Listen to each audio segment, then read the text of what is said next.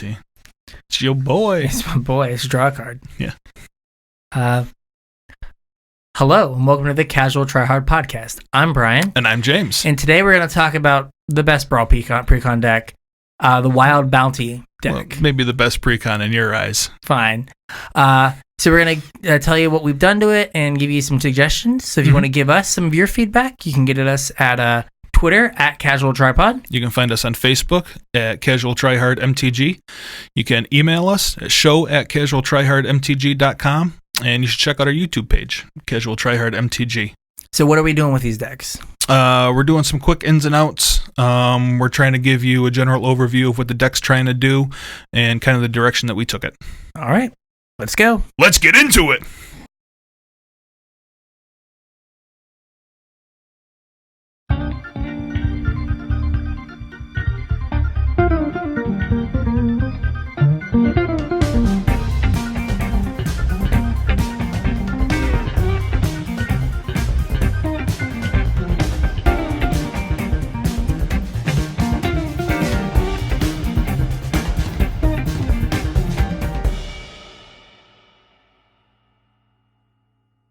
Okay, so the first thing we're going to talk about is Shoelane. Yep.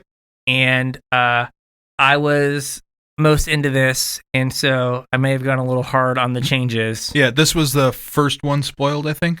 Yeah, and I think it's when I played the most in the arena event. Yeah. This and then Corval were my two that I played. Yep. So Shoelane is 2 in Bant. For, is he a 3/5? What's Bant for people that don't know what Bant is? White, blue, and green. So 5 mana total. 5 mana total. Okay. He's a 2/4 or a 3/5. Something not a very attacky. Yeah. 2/4, I think. Yeah. And whenever you cast a creature spell, you get to draw a card and you can put a land from your hand onto the battlefield. In that order. In that order. So you get to draw your card, and if it's a land or you have another land in your hand, you just put it on the battlefield. Yep. So he draws you cards and ramps you. Yep. And then 3 mana and tap him, you can pick up one of your creatures and put it in your hand. Right. You can bounce it. Any creature. Any creature. Including Shoelane. Yes. Yep. And he has Vigilance, so you can get in there and then pick him up. If you want to, yeah. All right. So this, since he rewards you for casting creatures and gives you a way to rebuy your creatures, I think you want to maximize your enter the battlefield ability. So every creature you play should be either kind of giving you mana or giving you some spell-like effect. Yeah. Because you don't want to play a lot of spells, you just want to play a lot of things that are creatures that are going to draw you cards off Shoelane. Right. You also don't want to play a lot of spells. Yeah, exactly. Yeah, you want to play very few spells because you want everything to synergize well with Shoelane. Yep. So some of the things, so like you want all your removal and your answers if you can to be stapled to your creatures, which the deck, the precon deck gives you some of that. And you want your lands to cast as many of your spells as possible. So I left a lot of like the tap lands in here just because I need them to cast spells. Yeah, you got to leave your options open. And I also was able to put a few utility lands in because you're going to have a lot of land. So having a castle or two is going to give you a little more flexibility than if it was just an island or a forest. Right. So when you buy the deck, what are the things you're going to get that are kind of notable? Well, you're going to get Shoelane, Yes. which I don't know how much he's dropped recently, but like leading up to the release of the Brawl decks, he was like $20 by himself. Yeah, I think that they're like 12 to 15 right now. Like we said, you're also going to get a shock land in each one. Okay, so this one's Howled Fountain. Yep. And it was like $6 or $7. Yep. Definitely something to keep your eye on. You're going to get the Arcane Signet, which is the mana rock. There's going to be one in each of these decks. Yeah, and if you're a Commander player, this is going to just be the best mana rock, not named Soul Ring, in Commander. Right. Going forward. Yeah, these were $20-something leading up to the release. I think they're like 10 or 15 right now. Yeah, I was trading them for 8 to 10. Yeah. So. Steelbane Hydra. Yeah. That's one of the ones that was just in this deck, right? That's the Turtle Hydra. X green for and you put X +1/+1 counters on it. and then you pay 2 and a green, and you can and remove a counter, and you can destroy an artifact or enchantment. Okay. So it gives you a way to deal with opposing just annoying things. Yep.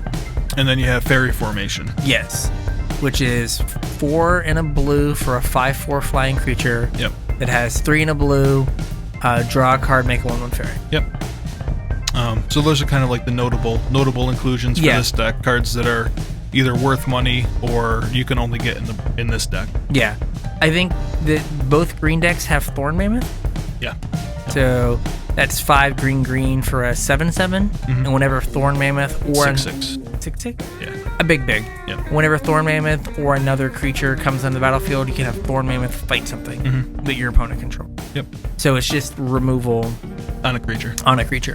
A lot of these decks kind of had 2 themes going on in them. In this one, I kind of think the second theme wasn't as clearly defined as it was in a lot of them. Yeah. But it was kind of a not ramp, but like there was like a +1/+1 counter synergy thing. Kind of odd. It didn't really fit super Yeah, well. there were a few adapt creatures. Yeah. And like Biomancer's Familiar that makes adapting cheaper and whatnot. Yeah. So I think for all of these decks, we kind of cut that like B plan that the deck had and leaned more heavily into the A plan. Yeah. And so the A plan, like I said, is playing creatures that do something when they come in. So I made a lot of changes. Like 25. Yeah. I went super hard. We'll put a list. We'll put a link to the actual list. Yeah. I built all of our changed lists on Goldfish, so you can follow those links. I'm sure they'll be in the description somewhere. So kind of the big thing that I tried to do was, again, like lean into the ETB effects thing. So this a thing that when playing it on Arena that I noticed it was really lacking removal. Yeah. And so the removal that you can get as ETBs are things like Voracious Hydra, right? It comes in and it fights something. Wicked Wolf comes in and it fights something. Tulsamir comes in and fights something. So you have these ways to deal with opposing creatures with your creatures. Yeah. Right? And then you can rebuy them with Chulane. I put in a little more answers to general things. Knight of Autumn as just like a Swiss Army knife. Yeah, utility creature. Yeah, and Deputy of Detention as a way to deal with problematic permanents. There were I put in a few Planeswalkers. I think there were only 6 or 7 non-creature spells in the deck. Yeah. One is Teferi Time Raveler that gives you with Chulane another way to rebuy your Enter the Battlefield abilities. Oko, because Oko's busted. Oko's great. And then Vivian, Champion of the Wilds. Yeah. With her plus as you look at her minus. One of them. Yeah, the minus is look at the top. Or you get to exile 1 and cast it at instant speed. Yeah. So that's just another way to draw more creatures. Yeah, she also gives all your creatures flash, which is awesome in this deck because you get to play on your opponent's turn. Yeah, and so she draws you creatures, lets you play them in instant speed, and now your Knight of Autumn is an instant speed disenchant that also is a 2/1 blocker. Right. And then Nissa Who Shakes the World because you need more mana. Yeah. Card's great. Hydroid Crisis. Because you're not going to draw enough cards. Right. And then to kind of complement Chulane, there's Beast Whisperer. Kind of does the same thing. Yeah, when you cast a creature, draw a card. And then the Great Henge. It's great! It's great. So we put in like a bunch of creatures that did something when they came in. Yeah. And then in the lands, I kept all like the tap so duels. But there's a Breeding Pool. The Temple Garden is additional shocks. Yep. The blue and the green castle. Makes sense. Both, I think, work fine. The green castle ramps you. The blue castle lets you dig to... Yeah, let's just set up your draws off of Chulane. And then I think that a general inclusion for a lot of these decks is just going to be the random one of Field of the Dead. Yeah. Just because, why not? Like, if you draw Field of the Dead... you need to start making zombies. That seems good. It makes sense because like your lands have the same deck building restriction where you can only have one of a land. So you're just naturally going to get to 7 different lands. Yeah. So there are 3 different cards in this deck that reward you for casting creatures. Yeah. The Chulane, Beast Whisperer, and the Great Henge. So you just want to cast creatures and draw a bunch of cards.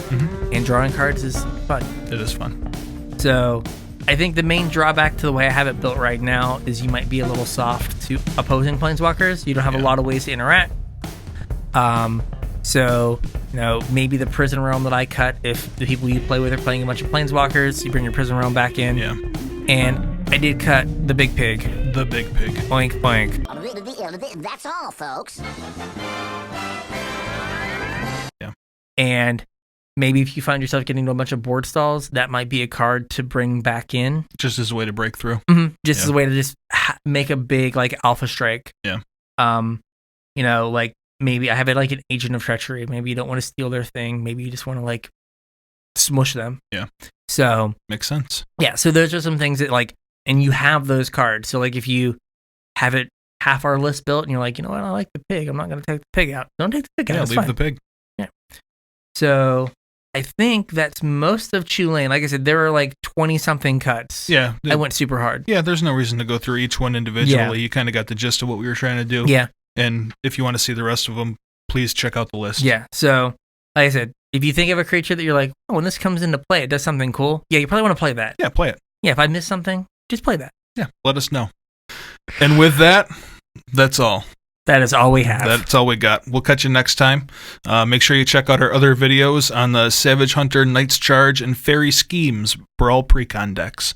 You know what this deck had in it that we just went over? What's that? The Big Pig. The Big Pig. That'll do, Big Pig. Oink, That'll do. Oink.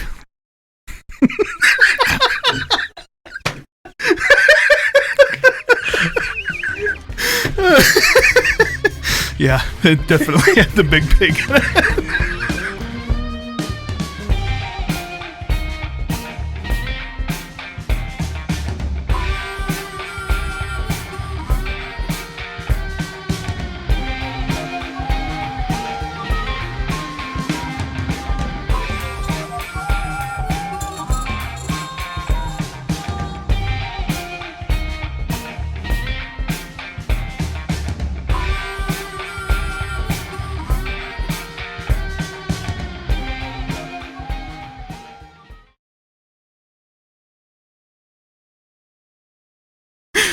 Oh boy. That was just solid content. Smell that? It's bacon. Bacon.